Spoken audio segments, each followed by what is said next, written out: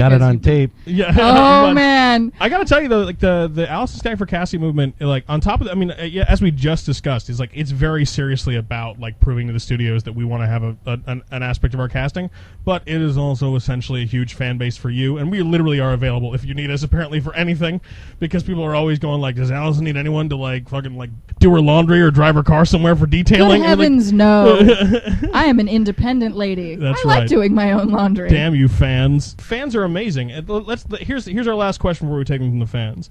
And I just recently got into a conversation with a friend of mine who knows a band, and the band is starting to blow up, and like they're starting to get big headed about it. Oh dear. And she's like, it's about the art. Like fame is a byproduct of art, or should be. Thank you. How do you maintain a level head? Well, I mean, I never got into this for the fans. It's the fans have been the cherry on top of a really wonderful thing, which happens to be getting to do what I love and get paid for it. I love it. I mean, I don't want this to sound like I could take or leave the following. Of course not. No. But if no one knew my name, I'd be totally fine with that. I'm an actress because I absolutely love performing. I love to, wear a different hat and inhabit another character. It's what I've always wanted to do, and it's what I want to do until I die, you know what I mean? So the fame is... I don't have an ego about it because I'm a geek, because I'm like a simple jeans and t-shirt kind of girl, and I feel weird when I do a fashion-y photo shoot, like... Where's my red velvet cake? I just want to go like watch Battlestar and chill out with my dog. Nice. So I hope to God that that doesn't change. I don't think it will. I don't think so either. All right, we have. Speaking of those fans that you could take or leave. No, we're kidding. I knew I'd get misquoted on here somehow. But directly in the room. That's amazing. That's the fastest misquote we've ever had here in the Double Negative studio. All right, so what do we have from the fans? Prisoner 6060842 in San Quentin wants to know. Oh my God. Shane from Kentucky said, ask her what it was like working on iCarly, or with iCarly on Drake and Josh. Oh, with Miranda Cosgrove. Yeah. She's super cute. I mean, I started that show when I was 13, so she must have been like 10. And she's whip smart and a total prankster and adorable. I wish her all the success. I hope that she gets to Hall H status very soon. She's super cool. She's got to find her own movement runner. That's right. I'm too busy. She doesn't have I'm not sex doing card. anything. that's extra creepy. She's also not legal yet, so calm the fuck down. All right. Robot Cowboy shame sound on 5. No, but so we okay, a couple more questions unless we get one from the fans before we go real quick, because you are a music geek. Let's talk music. First out, 5 bands that someone may or may not have heard of you think they should listen to. Oh boy. Here we go. I mean, the shirt that I have on now, it says "Come On," and it's a Toronto band. I like Born Ruffians a lot. What's on my? It's so hard. My music taste is so broad. I got to tell you that it's all about like what I'm what's on my shuffle this week. If we stole your iPod right now, what would we hear? I'm going through a bit of a grunge phase. Okay. So I'm listening to I'm discovering Nirvana. Okay. I'm listening to Hole and Pavement and the Pixies, and Radiohead is my religion. We discussed earlier, I'm listening to gangster rap in my car. I think that Jack White is probably sold his soul to the devil, but every one of his projects just makes me want to get up and dance. I love the Black Keys, obscure like late 70s female-fronted punk. Awesome. Did you see The Runaways? I did see The Runaways. That's a sore spot for me. All right. Because I worked with Joan, and I felt a little bit poised to play Joan in the movie. Yeah. And it was necessary for the studio to hire someone who was a box office draw. It happens every time. So, which I will stop! Exactly. Okay, well, let's continue. One more music question that I want to get out, which is very esoteric, so bear with me. And then we have 2 more from the fans, and then we're going to wrap it up. Which is, I was just at Sam Ash, the I love guitar. Sam Ash. Yeah, and so I was just there buying a piece of equipment for today, and I'm looking at all like the guitar straps and whatnot. What geek medium deserves to have like branded guitar straps and guitars? Like, should there be a Warehouse 13, like all like old tech guitar? Oh, I would love to see a steampunk guitar. I'd also love to see like a comic book themed guitar. Ooh. Let's just have every like geek medium converge in like an uber orgasm of pop culture consumption. and I will. There front was it. I a will support Spider-Man themed Les Paul that Gibson put out, which was really cool. It had this great Romita Awesome. Spider-Man on it, and it was all red and blue. It was really cool, and I think they only made like 100 of them, and they're really hard to And you find. have 5. I have 5. Well, I mean, I definitely think that geeks and music should join together. Like we were, Asterios Kokonos, who is on the show a lot, and I were talking about starting a ska band called the Sinestro Corps. That was like and we were just going to do Awesome. covers of ska songs, but all wear yellow ties instead of, and it's just. But I mean, like I think I want to hear geek music. Actually, let's just say that. Is there anyone listening right now, or by way of Sandproof, or anyone who is doing geek themed music? We'll play it here on the show in celebration of Allison Scagliotti and her being a music geek. So the Allison Scagliotti moment available as soon as we get any music from you geeks, and hopefully we'll eventually get some of your music. You talk so much about playing, but no one has heard it. I'm not talented enough to have written anything yet. I cover a lot of songs that I like, but I haven't recorded. I do it, because I like it. It's my ultimate. Have you seen YouTube? That's what 90% of the people on YouTube are doing. And they get a lot that's of what hits. I'm terrified of. No, right? It's something that I just do for myself. It's a stress reliever. It's like, instead of taking a baseball bat to my friend's window, I'll just go home and play Hole really loud. Mm-hmm. It's I don't smoke or I don't have a punching bag at home yet. Send punching bag to Meltdown Comics, care of Allison Scagliotti. All right, what are our 2 questions from the fans? All right, I'll ask the short one first. Killer Kaylee wants to know where you got your hair done. The hair designer on Warehouse cut it into this style.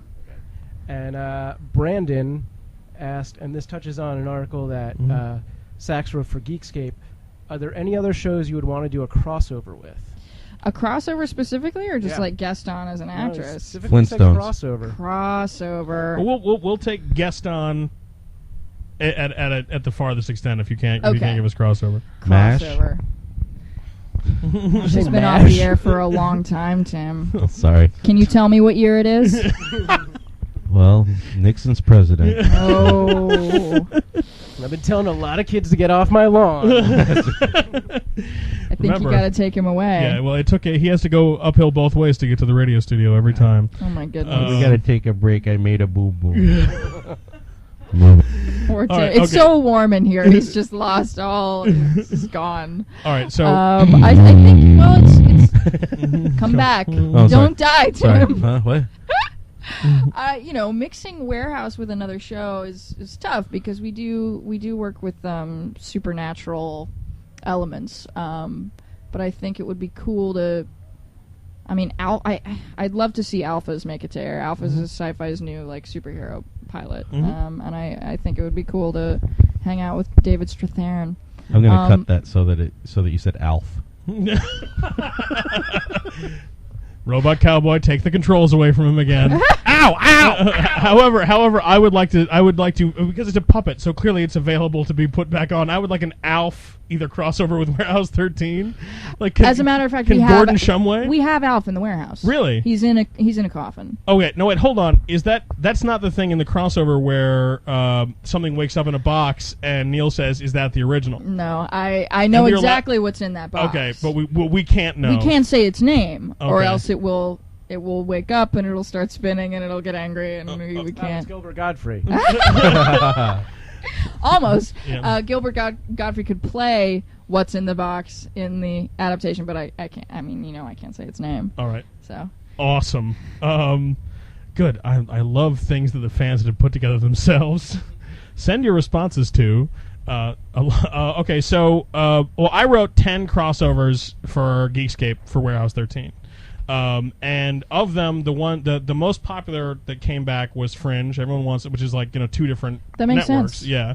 And I think they just want to see you and Olivia together. But the real number one that the fans demanded, the one I didn't write, was Doctor Who. Everyone wants you on Doctor Who oh as my much God. as they possibly can. Does that come from the fact that I said allons-y in mild mannered?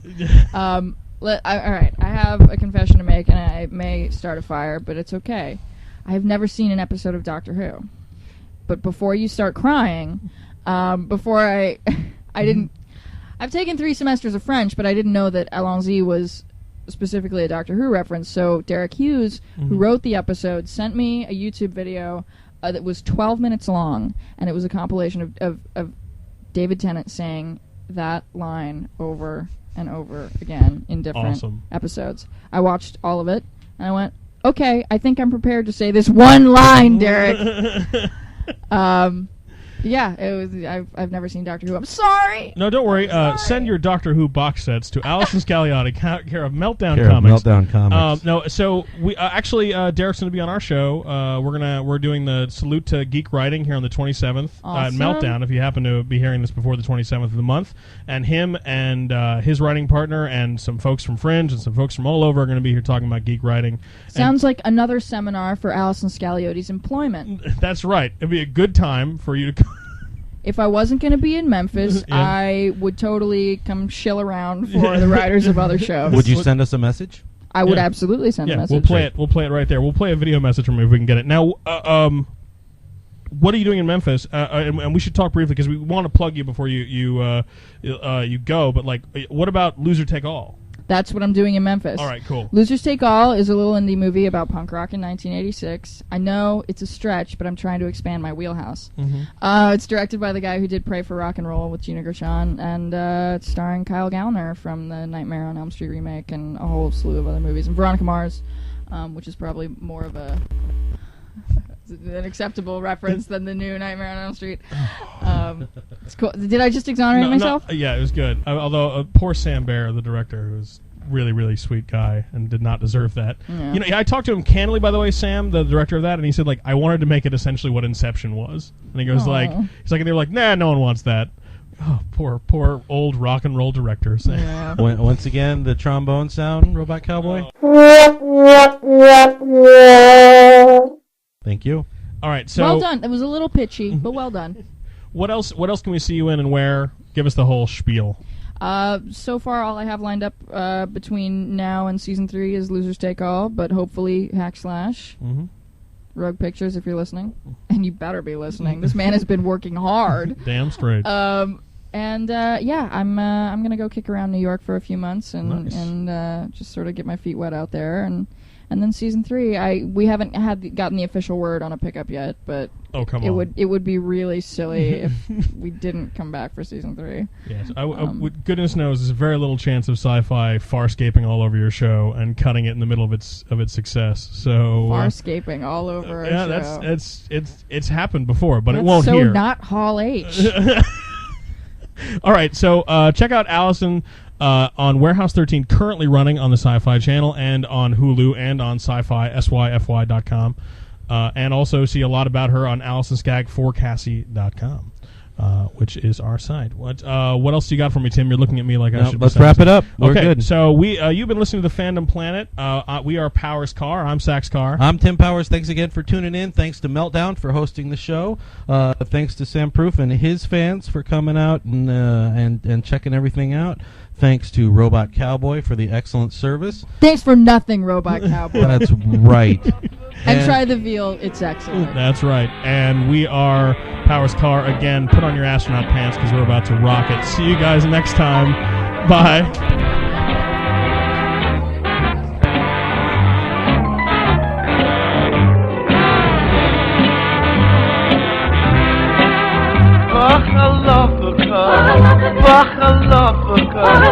Takes me back with you to passionate desert scenes, and it's there we'll stay till the very day we find out what Pachalafka means. We find out what Pachalafka